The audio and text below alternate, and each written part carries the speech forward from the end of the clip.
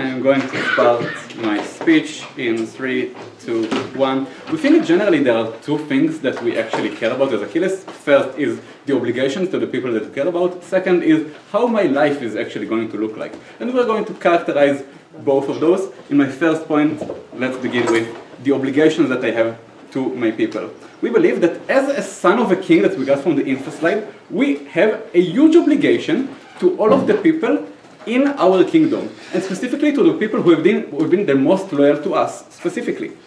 How exactly does it look like? We believe that now we have a problem that we're going to create. First, there is going to be a lack of certainty about who the heir will be. Assuming that I have no children, then this is now going to be a huge problem for everyone to determine who is actually going to be against me, after me, and then there is going to be a big war, probably even if it's not actual war, there will be a political war. It means that there will be people who have been loyal to me, that I care a lot about them, and they will be hurt because that they will not have their king, the one that they supported. They will now have the person who has supported another claim, going to probably punish them for not supporting him.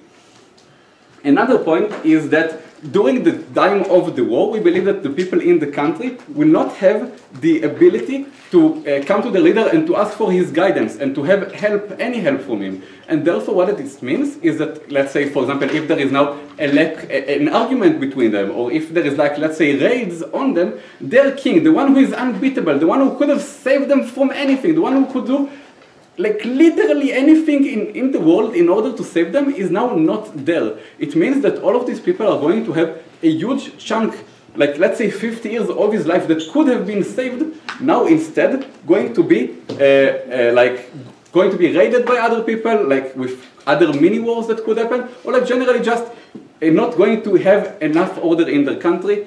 Second point is about like his family in general, that he also cares about. We think that specifically, like assuming that he has children, then it's like a critical thing for him to care about. And also, like, let's say his parents, people that he could protect, specifically like in an area which could be politically dangerous for them, now that they are going to be, let's say, for example, a contestant to another claim to the throne. So he could have protected them. He could have given a stable line of succession that would have protected anyone in his family from a bloodshed that could have happened. Now that he is not there and he is not stably there, we believe that it is something that is lacking, and it would cause everyone in this family to have a very big mess around a succession order, and generally the situation of them will be better, it will be for the worse. I will now take closing. Yes, why doesn't he have an inheritance that do it legally and or is peacefully?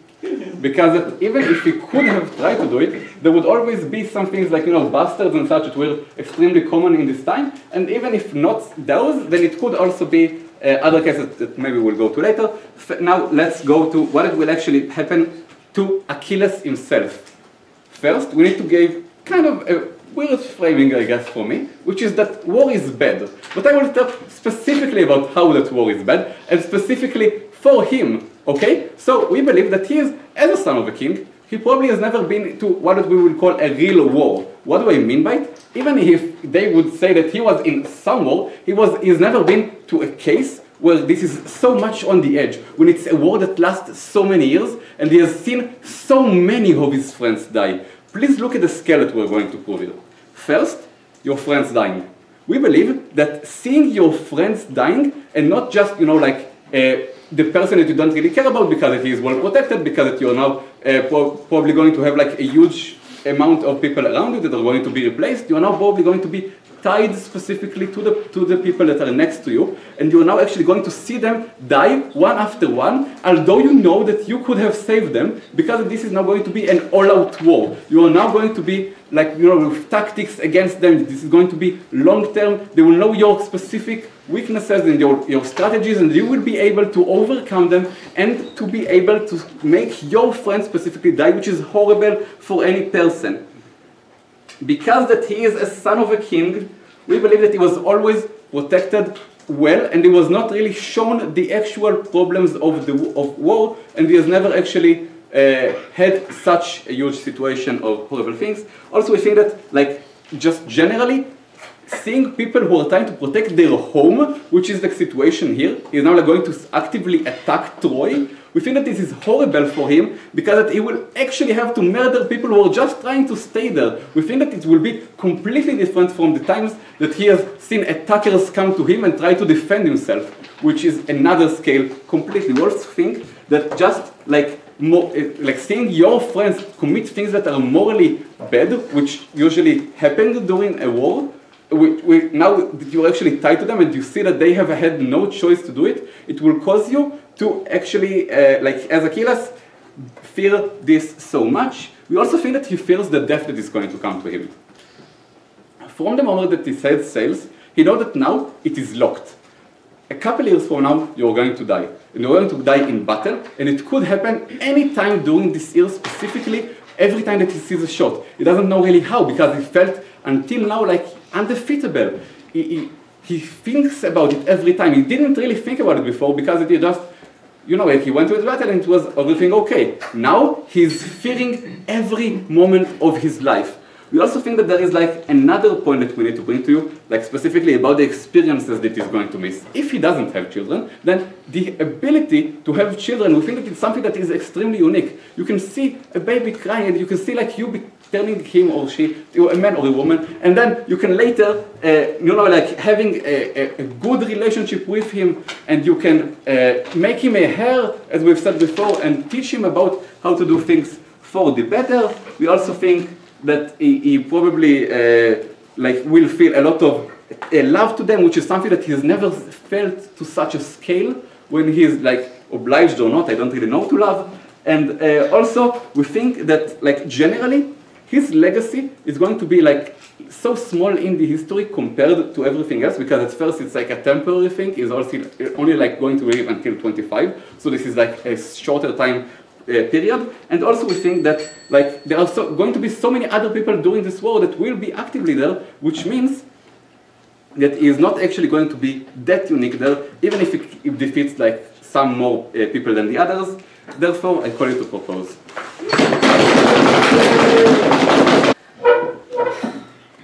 3, 2, 1. 3 clashes in this speech. Firstly, we'll clear a characterization of where Achilles is, and is he a warrior or a son of a king. Secondly, we're going to talk about the experience that Achilles has and why these additional 40 years or 100 or 400 years, because guess what, gods exist, of life are going to be really, really good for Achilles, and we're going to weigh that above. Lastly, we'll talk about other communities and why, given that OO can see the metric for this debate is my citizens of the town that I was raised in, we are going to I'm better for them as the king rather than just any random warrior that we can replace. Let's start with characterization. They say, no, he's warrior, he was trained, he's indoctrinated, he's like a North Korean soldier that doesn't care about death. Let's do a bit of analysis for why that's not true. Firstly, because we think that there was no expectation of war in Troy before that, right? People didn't know that this was something that was, stop laughing, that this was something that was going to happen when she was captured, right? This means that we weren't anticipating a war to happen, and in fact, in the time frame before that, there weren't major Greek wars,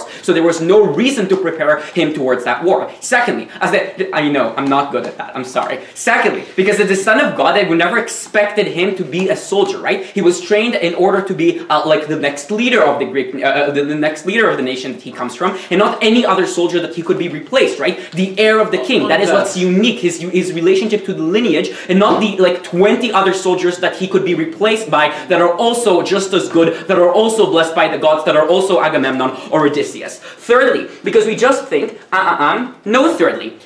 thirdly, because we think that he's young before that, which means that training him towards war is unlikely when he's just a child, so he hasn't seen the battlefield yet, so he has to go to Troy when this is really, really fresh and just at the beginning. For those 3 reasons, it's unlikely he was trained towards war. This means that A, their entire battle about me being indoctrinated doesn't stand, but also secondly, that I'm not that efficient as they want me to be in the battlefield, and I won't help Greece as much as they want me to. Doom. I had another impact that was important. Too bad this is messy. Let's go into my experience and why we think that given this characterization and other things that they haven't responded to, we think that just Achilles is better off living. They say, I will die at 40. Firstly, gods. He was blessed by the gods. He will live much, much more. Secondly, I'm going to just take CO's POI. I don't think that's actually true. I think there is medicine, especially for the son of a king. And thirdly, I think that even an additional 25 or 30 years are enough, to the extent that these are years of your life that you can live much, much better, because that is when you raise your family, because that is when you can experience all these things that I'm going to talk to you about in a second. Then they say,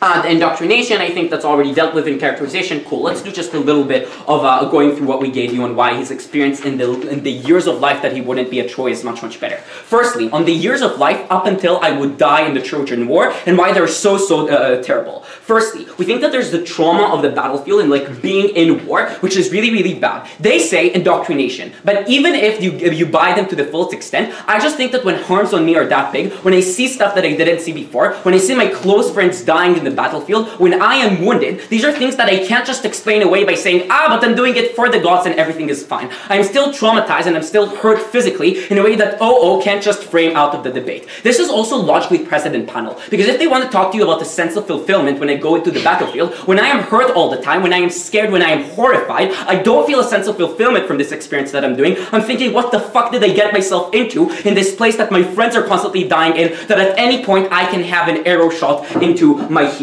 But other than that, we also just told you that other than the trauma of being in the battleground, we also have the expectation of death as a really, really proximate thing. We think that people that are young are not yet able to understand the concept of death. They have so much that they want to experience in life, which means that the idea of dying very, very soon, and note this also in a visceral and painful way, is something that really, really troubles them. We think that up until that, this means just days that I think about the fact that I'll die at 25, and the fact that I made the choice to die at 25, and to deprive myself of years that I could have lived much, much more of. We think that this existential fear is also something that applies not just to the war. But other than those two things that make it so my life up until the war is a living hell, we also told you two more things that will make the years remaining, so the next like 20, 30 years after the war, really, really great. Firstly, family, right? We told you that only then will you able to like start a family and raise your kids. Why is this so essential? Because we think that family is a sense of lineage and continuation that is really, really unique. As Owen already tells you, legacy is something that will anyway like pass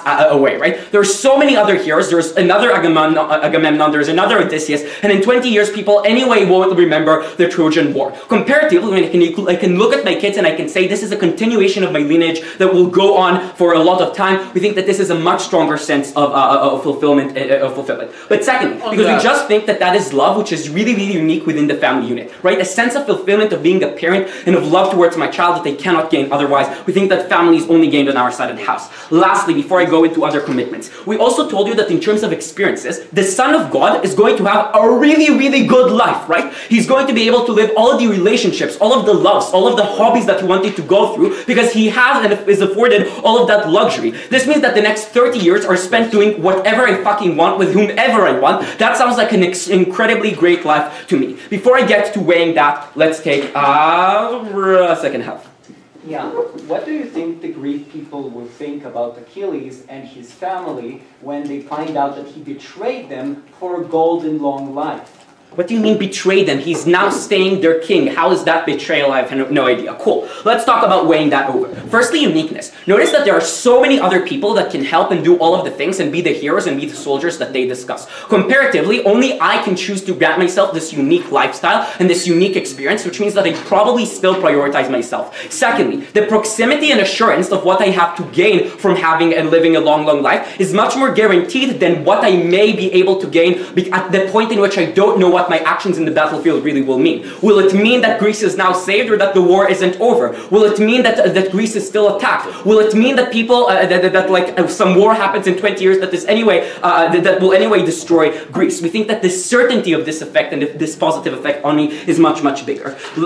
Cool. Let's talk for a second about also other commitments and why we just think that we on our side of the house are able to be better for the citizens of the city that they say they really, really want to prioritize. Because we told you that the problem was there was no heir that was trained in order to be king when he was going to the battlefield, right? So maybe it doesn't mean a war necessarily, but it probably means that there's now a kerfuffle and I don't know who the next leader will be. This is really, really problematic because as the son of the king, I probably want to continue the direct vision that my father had, the direct vision that I had for this kingdom. So the fact that somebody would usurp control and direct it to a very, very different path is something that really, really bothers me. Even if that person will be okay because we can find someone, the fact that it's different from me, that it isn't me who is guiding my kingdom, will be the biggest,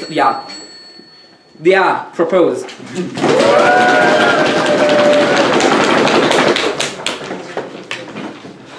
I thank the DPM for this fine speech and have it called the Deputy Leader of Opposition.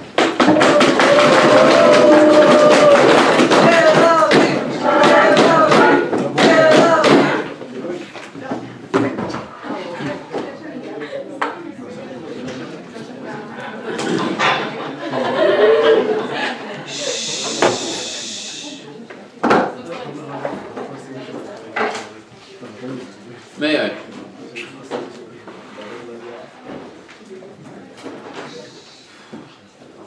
The hedonistic and chronocentric education that the parents of the side OG have actually chosen has harmed the case of OG greatly. Because yes, when they view at Achilles from a 21st century of Western liberal view, then yes, maybe he shouldn't do that. But that is not the right view. We will explain to you what the right view is to actually judge this debate and what is likely. But first, let's deal with some, I won't say lies, but misaccuracies that misrepresent some aspects of the life in the ancient Greece. Firstly, there's a king, so his is hair. The king has many hairs. It is unclear if that king is even ruling right now. Note, and this is important, even according to the prophecy, he will stay prince all the time, so we're really unsure why he would become king. Lastly, there are always kings and princes going to war. That is what was during ancient Greece. So there were mechanisms in place exactly for that. Note, this is important because that is what was most important for them, going and actually winning in this war, which was most important than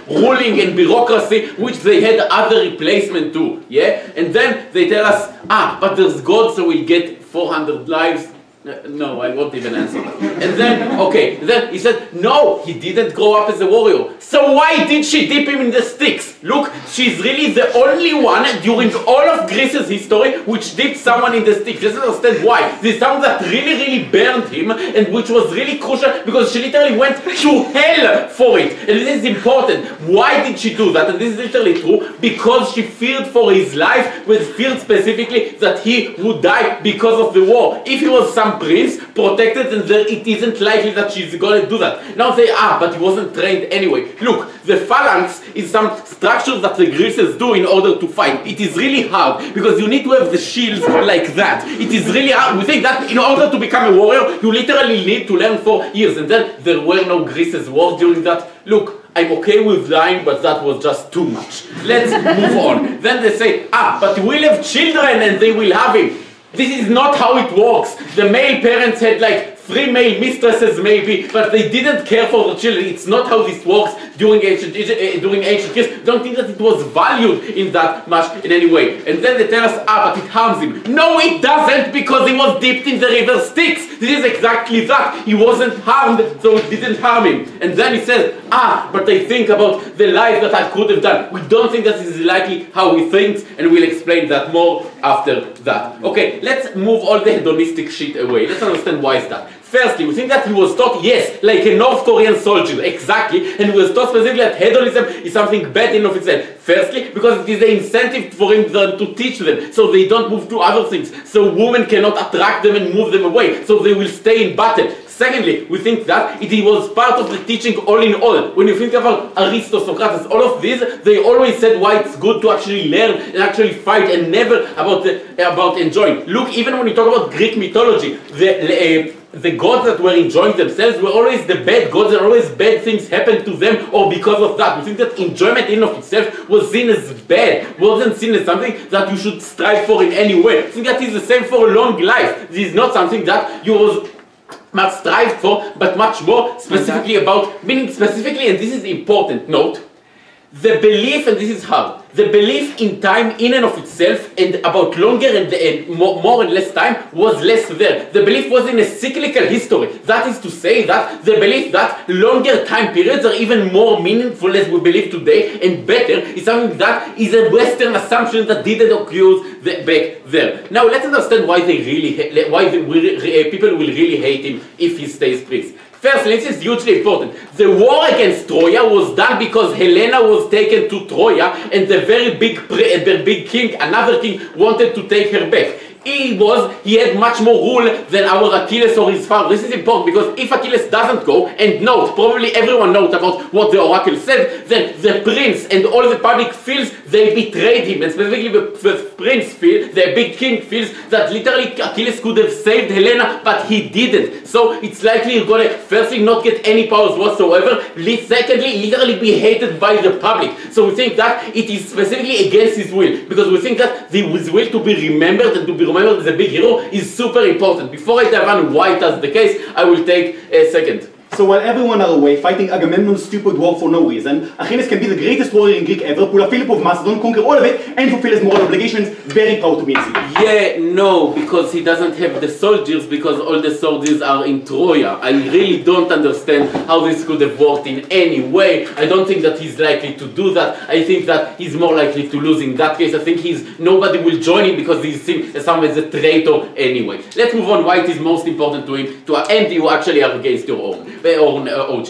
But let's move on. Let's talk why it's most important to him that he will have a good legacy. Firstly, we think that this is the most important thing that was taught to him since day one, because the army wanted the best heroes and the best people. Secondly, look at literally sculpture and things that we know from that time. The people that fought the best, that were the most important, literally people worked years upon years to commemorate them. It was super important. Lastly, when we talk about historians, Thucydides and other people like that, which had huge value in the community, and literally we have papyrus from them until today, specifically because it was so important to commemorate and to remember those people. Before I move on, first, why do you think that on your side of the house, can't we just get, on our side of the house, can't we just get all of the benefits, but for a longer time, because now I can be their king?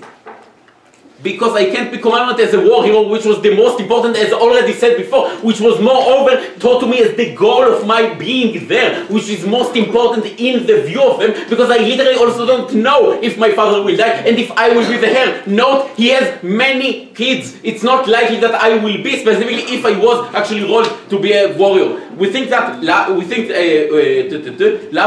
that his own family will quite hate him. Note, his mother actually did something and sacrificed herself to go to hell in order to save him because she believed he will be a great warrior. This is important because it's likely that his mother and his family feel betrayed. But even if his mother is dead, which is likely, he will feel that he betrayed the most important thing that she did for him specifically, that makes him special in that way, for him to actually protect Greece. Note, he is the only one, and she did that as some representative of the kingdom all in all. Him not representing what the only thing that she actually taught him back will feel firstly him with huge regret, but secondly is much more important than any hedonistic feel because of the belief and the prioritization of specifically meaning and your parents' will. For all of these reasons, I call you to oppose.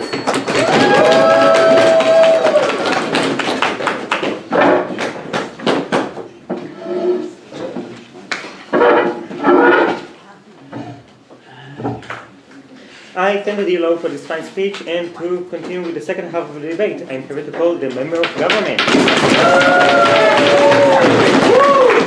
Get me on!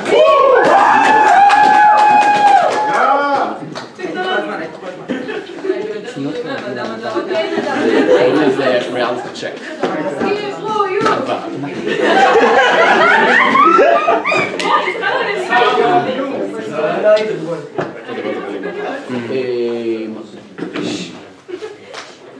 Panel, are you ready? Yeah. Ido, I don't want to be recorded. I don't want you to upload this. Talk to me, you have a bunch of these already.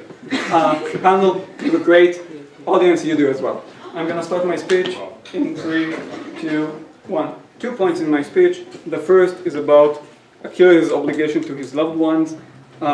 Second one is the glory in staying. Before that, 1 point of external value.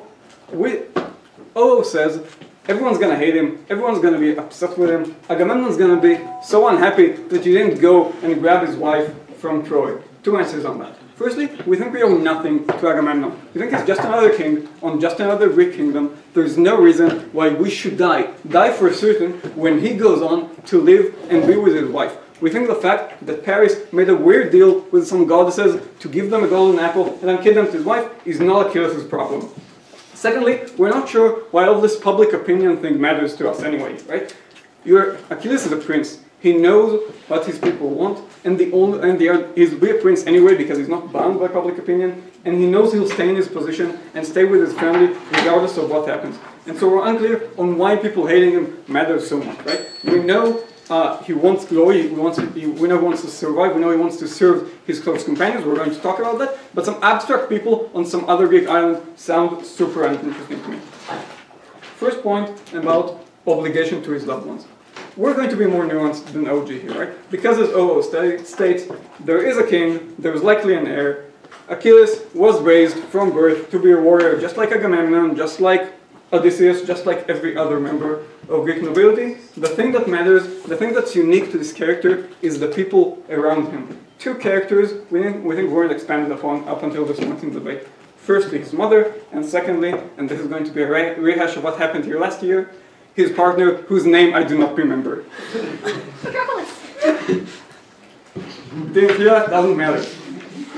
Let's talk about these two characters and why Achilles' obligation to him is the most important thing in this debate. His mother didn't want him to be a warrior, right? She dipped him in the Styx illegally, not because she thought that's going to make him the greatest warrior ever, but because she wanted to protect him. When he went off to go to war, she said, don't do it. She begged him to stay in Peleus and be with her and not undermine everything she does. She wasn't raised on the idea that dying for glory is the best thing he can do, because since birth, she talked to him about it, and she said, this is the thing you should do. You should stay here, you should be safe, you should not take risks that are this extreme, and this isn't even a risk, because knowing that gods exist and knowing that prophecies are real means he knows he will die if he goes to war, and he actively undermines everything she works for. We think her narrative and her teachings are so much more important to him on a personal level than the grand gestures of Greek society. Secondly, his partner, right? This is deep love. This is romantic love, this is sexual love, and this is camaraderie on a very deep level. We think there is no other way to do. This isn't a random person, a friend of yours who's going to die on the battlefield and you'll get traumatized by. We agree that this is likely not that important to a Greek warrior who has seen people die all the time and understand what war truly looks like. But this is a person Achilles cares about very deeply, and he knows will follow him to war if he goes. That's what actually happens in the story. There are two options here. Either Achilles dies first, leaving his partner heartbroken and miserable, defenseless on the battlefield, likely leading to his death. This is unacceptable. This means we take the person we care most about and just leave him to get butchered by the Trojans, probably in revenge for things Achilles has done, because we know he'll kill Hector, and we know he's going to kill hundreds of others as well. Or, alternatively, and what actually happens in the story, his partner is going to die before him. Achilles gets heartbroken and miserable because he couldn't protect him, because he failed his duty, killing hundreds of other people in revenge. This, by the way, is how we know this is the most important thing to him, because he literally goes insane. He cannot contain and cannot control himself when this thing happened, showing us that this is the most important thing for him in life. And then he will have to face the rest of his short life, grieving the fact that he dragged his partner into this war, he caused his death, and he caused his misery. This is unacceptable. We think these two obligations are the most important because he knows these people the most, because he loves them to a degree and to an extent he does not and will not love anyone else, and he is expected to protect them. He actively goes against what they want and what they require of him, telling them, I don't care that my partner is going to die, and I don't care my mother begged me to stay in Peleus. I'm going to go and I'm going to seek glory. We think he understands this is unacceptable and should not be done. And so for him, even though for other Greek people, maybe going to war is reasonable, maybe getting written about by Homer is the most important thing, for him, protecting and serving these two people matters more than anything else. POI. Yes. Panel, maybe Achilles has a partner, maybe he doesn't. We've given structural analysis why Achilles believes in his obligation to his community and his inability to get meaning and not hate as a prince. Boaz, when talking about real people, saying, I gave structural analysis, maybe he has a partner, maybe he doesn't work. Your name is Boaz. There's no need for a structural reason for that. We know that's the case. Second point about the glory in staying. Look, the Trojan War is an idiotic war about honor between a Greek king and a different Greek king who happens to live in Turkey. We think there's no glory in going. Furthermore, we think if Achilles doesn't go, if he stays at home, then this war won't be as impactful and as meaningful as it has become. Because the only reason it is that big of a deal is because he was there, because of the great act he did. That's where the Iliad starts, right? With his rampage after his partner dies. And so we think in staying, he could have much greater glory that actually matters. Right? Because first, Greece is broken. There are no other armies in the area. No one is left to defend what's in Greece. Peleus doesn't send soldiers if Achilles doesn't go to protect them, and so they have a standing army, unlike what O tried to describe, and they can continue and fight. Secondly, he can now serve his people in the most important way possible, right? He can make them an empire, he can gain the riches, he can lead his people into wars. He knows he will survive because he knows if he stays, he will get to live to old age. And so he will build a magnificent empire for them, he will make them wealthy and happy beyond anything Top has proven you. Secondly, I think this gets you remembered for good, for real, right? Because it is so much more important for Greek people as well as for people nowadays to build something great that outlasts you than it is to destroy some city no one truly cares about. That's why we still remember the founders of Rome more than we do most random Greek soldiers on the battlefield. Because creating an empire is the greatest thing one can do for his people. And so we think when he stays, when he exploits this moment of weakness of other Greek city-states, when he leads his army and uses his superhuman ability to conquer most of Greece, enriching his people, enriching himself, and protecting his loved ones in the process, is the best thing he could possibly do. And for all of these reasons, proud to propose.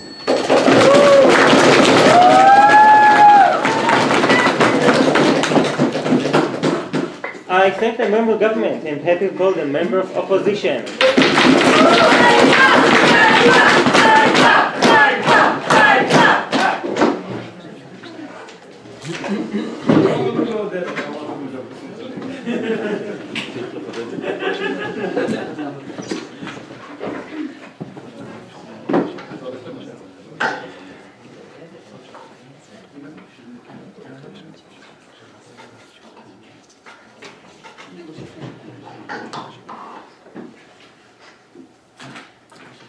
Okay. I will begin in 3, 2, 1. This debate is about Achilles dying in young age with glory against him living to an old age without glory. This is why I'm going to prove that he cares only about glory, the most about glory and not about life, and that the glory is going to be a lot more on our side. Before that, one rebuttal to both governments. Look, governments assume that the Greek people will actually accept Achilles' rule after this motion. If I prove that they will hate him and shun him away from rule, we actually win this debate. So let's go inside our case. We think that Achilles cares mostly about his legacy, and it will be a lot better on our side. And he cares about that more than he cares about living. Why Achilles cares mostly about his legacy more than his life? Intuition points. There are some values that people die for. For example, the monk that burned himself because the Chinese government didn't let him practice his own religion. People who actually died for national sovereignty and their own nationality. Islamists who blow themselves up because of their beliefs. Why Achilles cares like this about glory? We think that in Greece they learn from a very, very young age about old war heroes that died in the historical wars and are incentivized to actually look at them as their own role models. Achilles received the same education, so he believes the same thing.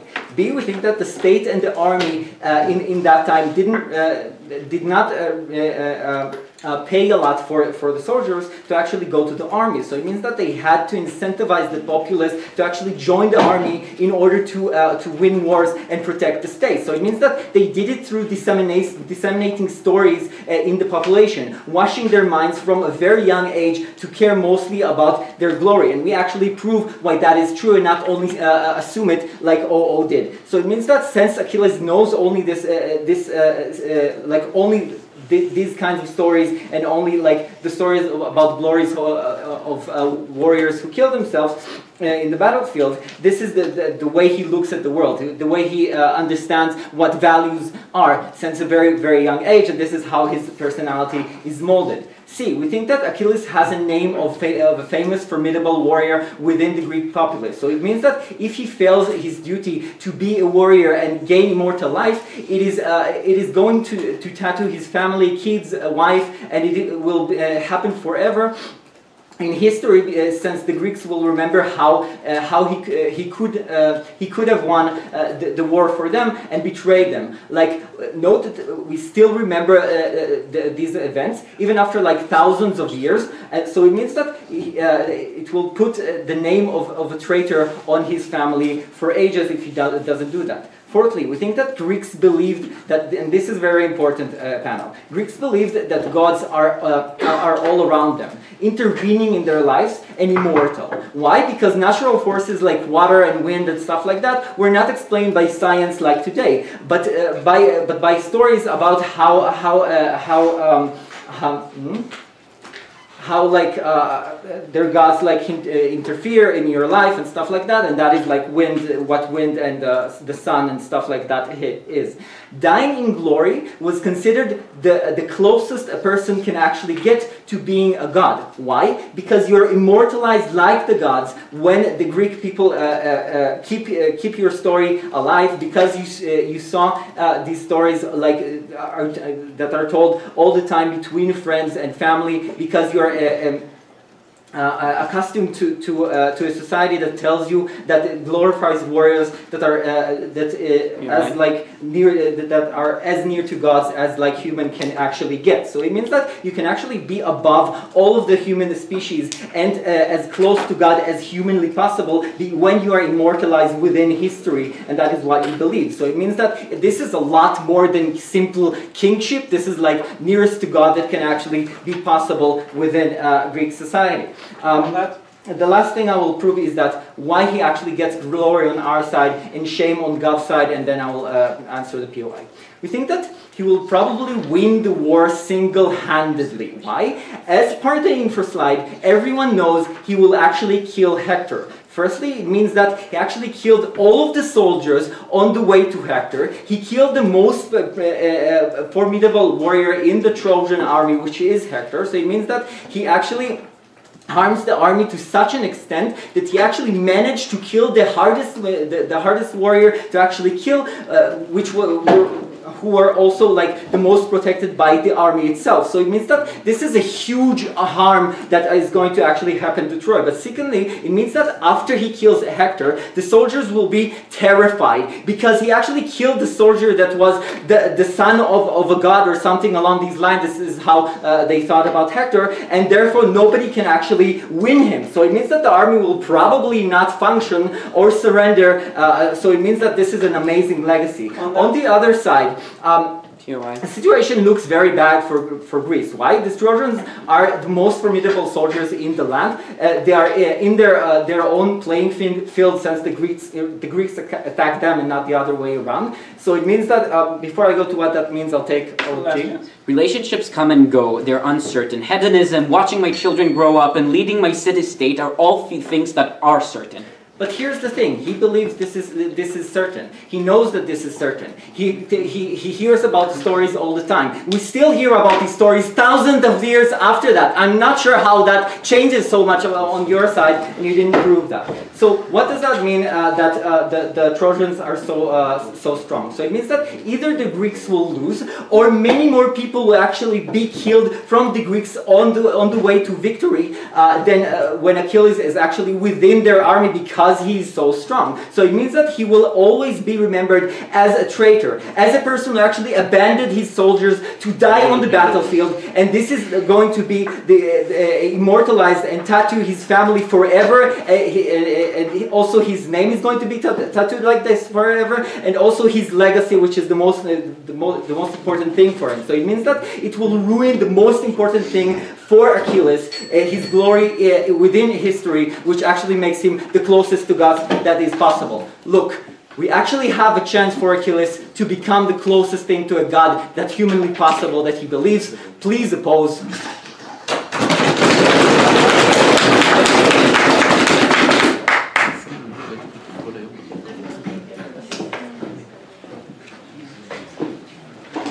I thank the member of opposition for this strong speech, and to conclude the government side of the debate, I have to call the government whip.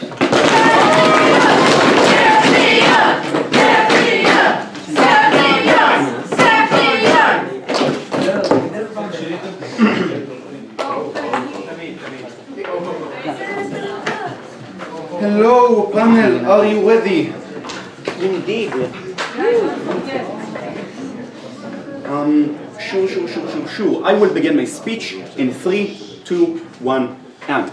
I will first prove to you that Nadav is one on moral obligation, i.e. what Achilles should do, and proving that he will never morally do this thing, which note all teams in the debate concede in one way or another that Achilles is a moral actor in the sense that they say Achilles is derived first of all by some moral obligations, be it to generally family, be it to be a warrior, be it to die in a war for some reason from SEO. So that is enough to win the debate on that alone. But secondly, I will show to you why Nadav's second case, i.e. Achilles will conquer all of Greece, is enough to also fulfill every single different moral obligation in the room, and thus Achilles will also fulfill everyone else through it. Let's start on moral obligation. No, this debate suffers from a fuckton of generic analysis as if Achilles is a character that we don't know anything about him except for the fact that he's a general prince of the Greeks. What do we mean by that? We mean by that OG comes into and gives two of the metrics of who Achilles cares about. One, his city-state, and two, his general family. Note, we must agree in some sense that Achilles cares about these groups. We are not sure why Achilles cares about them the most. That is to say, probably has some connections to the citizens, but most of them, citizens in the city-state were essentially treated like slaves. These city-states were essentially absolute monarchies. Most of the citizens had essentially no rights under Achilles and no control over their lives. So probably a relatively small amount of care and only like what he naturally emotionally sees as a human and not particularly important. And also in his family, note that in ancient Greeks, most of the family were essentially tools. Wives were treated as property, children were treated as a tool to be an heir, and all of that means that while Achilles probably will have some sort of an emotional connection to them, it's probably not that high and probably not on the top of the list of his moral, either to his family or his citizens generally. Nadav proves to you the two specific actors that Achilles has a moral obligation to and would never mean that he would never go to the battlefield. One, Achilles' mother, as in a literal goddess that CO consider very important, and that's also obvious because they control the universe, people worship them. She taught Achilles from a very young age, probably as a goddess had a huge influence on his life, generally speaking. To that extent, even OG's analysis on the goddess, you need to protect them to prevent bloodshed, does not stand because of the fact that it stands there.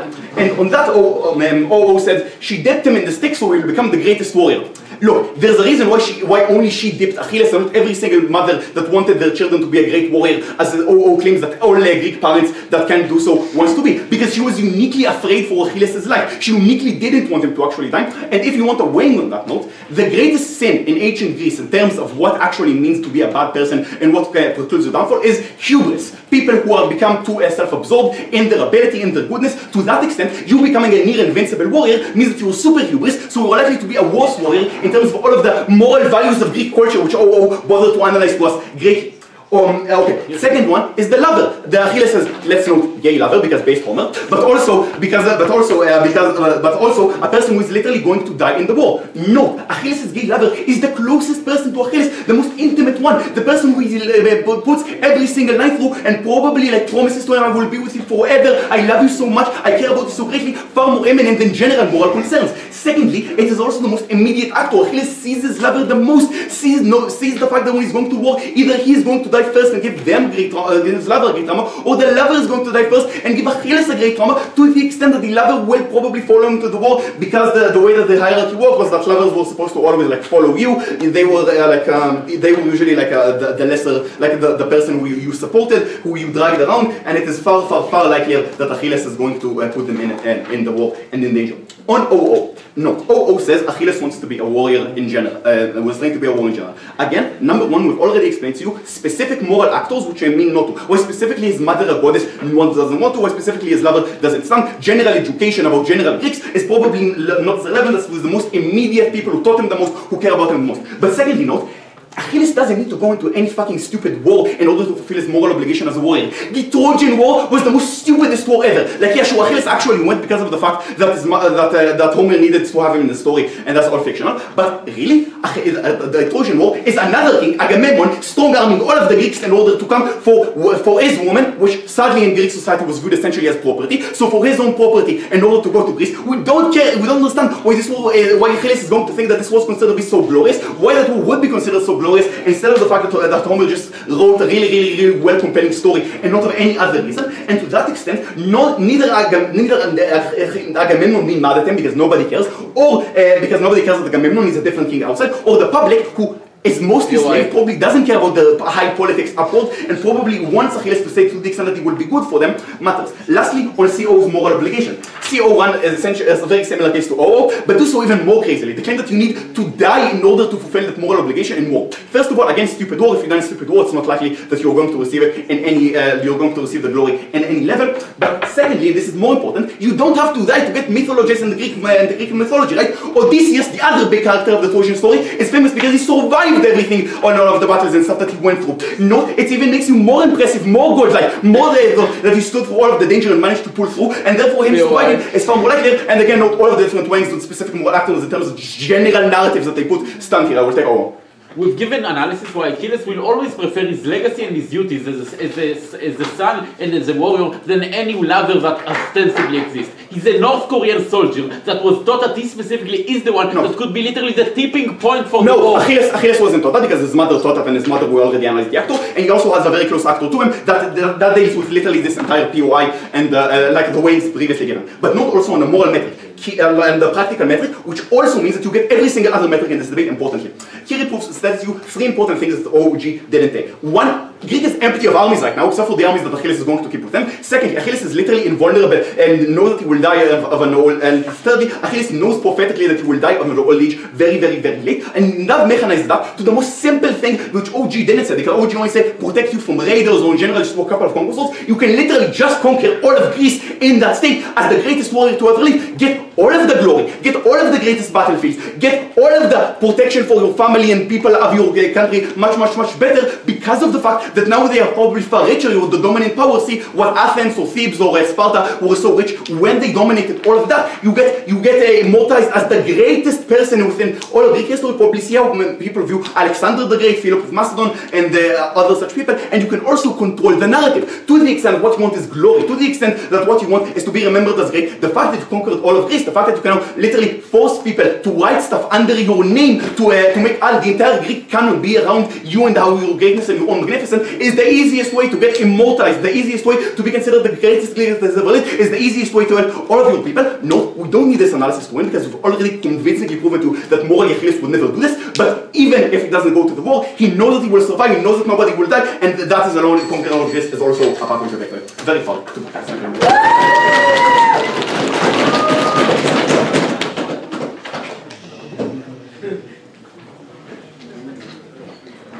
I send the government whip and to conclude the opposition side and the debate as a whole. I have it called the opposition whip.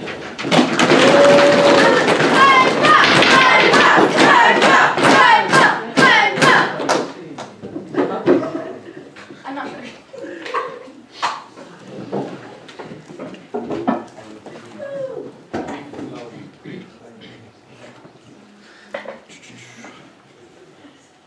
Okay, start again. 3, 2, 1. Two big questions in this debate. The first is about what actually, again, Achilles care about, and the second is actually how we fulfill this specific question or this specific interest that he cares about. So, let's begin with the first question.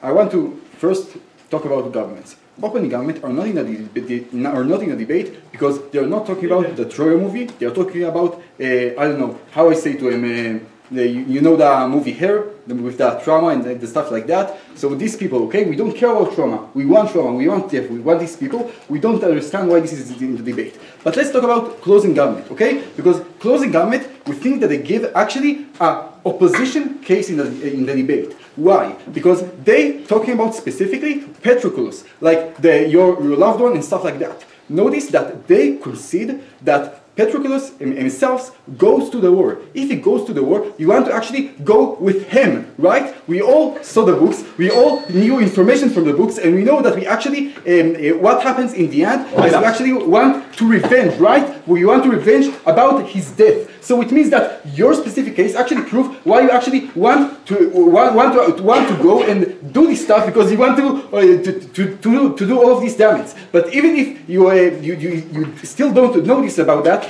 the fact that he actually come to the war means that if you actually very, very care about them, as they say, you want actually to very protect him, and because this is the most person that you love the most, so we will actually do this. About what is this the most interest? We agree with OO that the most important belief is like fame and stuff like that.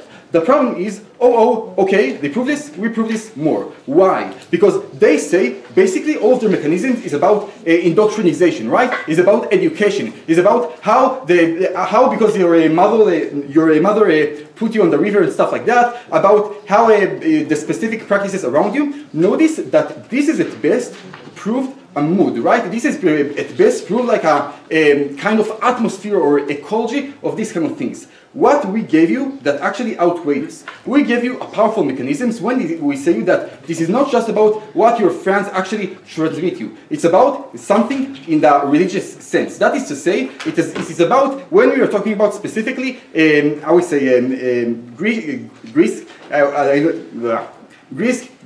So we say that on these specific timelines, we are talking about a lot of gods, right? With a lot of gods that you can do, opt into each god you want. In these specific timelines, if we are talking about a family that you actually very, very emphasize all of the warrior and all of the war fight values and stuff like that, you have an incentive to opt in to a god of war, right? Athena in this case. So which means that if you actually opt into this kind of god, it means that you actually it's kind of religious sense. That is to say, if you are talking about in terms of meta debate, this is exactly like the motion is this house believes the interest of the religious people, so we are also consider that is religious belief. That is to say, we actually prove to you why this is actually why this is most likely it is in interest because of the powerful mechanisms about specifically his religious obligations. But why we actually get these religions fulfilled? Before I move on, yes, closing. Achilles can drag his lover out, who is a social lesser than him, out of the war, but if he will join the war, his lover will have to join the war with him due to social obligations. I didn't read a book. I don't know anything. Pete told this in the prep. Okay, I don't know. I don't know when to answer that. Okay, so so let's talk about how we can how we can realize these questions. But and after that, we'll say even if this is not the interest, we still realize what they can say. So we think that even if you don't buy what I say until now, and you don't think this is a very, very powerful mechanism, we think that OO still miss a link. That is to say, they don't prove ever why this is very, very likely that the fact that he is very carry about fame means that he actually fulfills fame. What we gave you that OO miss. We gave you why it is likely at a point at which you're much more likely to actually destroy all of the army, because of the fact that we are talking about how the command called in the info side. I don't know. So we are talking about because you need to go to that command, so you need to destroy all of the army on the way, which means that you actually much more likely to create much more destruction of the army enemy. And closing government says no, but what we care about the Agamemnon army, we think that firstly, we are, a lot of coalitions care about this stuff because this is this is something often. But secondly, we think that even if we don't care about objectively, this doesn't have a normative value. This is still have a lot of the people of your kingdom still opt into this kind of narrative. So they still appreciate you. So they don't really follow it. So we think that once we prove you that the comparative that you actually much more likely to do this, we think that we actually prove why it's much more likely to happen. But more than that, we prove you also the other side of the comparative. OG, you have PI? No. Okay, your problem. So we say that on their side of the house, you are much more likely to be perceived as traitor. Now, OO already said us. Notice, firstly, they said this after our POI. This is our material. But the second thing, even if you don't buy that, okay, even if this is still their material, they didn't prove it. Why? Because we proved why it is likely. Because, yes. We proved to you that this is literally a living hell. We think that given so many of the things that other teams in the debate describe can be done by other actors that aren't Achilles, the fact that you would be sentencing yourself to a living hell is the most unique impact in this debate. Look, we don't care about ourselves. We care about what actually people think about us, or what the god of Athena think about us, right? Because of our religious obligations and our we don't care to be about within a hell, right? We don't care about pain. So the second thing that we actually told you is about why you actually likely to be traitor. Because note, this is not OO didn't point it out, is that like people know about this prophecy. People know that you can actually do this, right? People know that you can actually destroy the army and stuff like that, because this is a very, very famous thing. Once you choose not to do that, we think that all of the people that, even if this doesn't really true, a lot of people do and opt into this narrative, and therefore they will backlash you, and therefore they will hate you, and therefore you will treat you as traitor. And therefore you also on the metric of governments, right? About the loved one and stuff like that. You also be betraying theirs, because you're actually those people actually will feel will only talk bad things about you. For those reasons, support.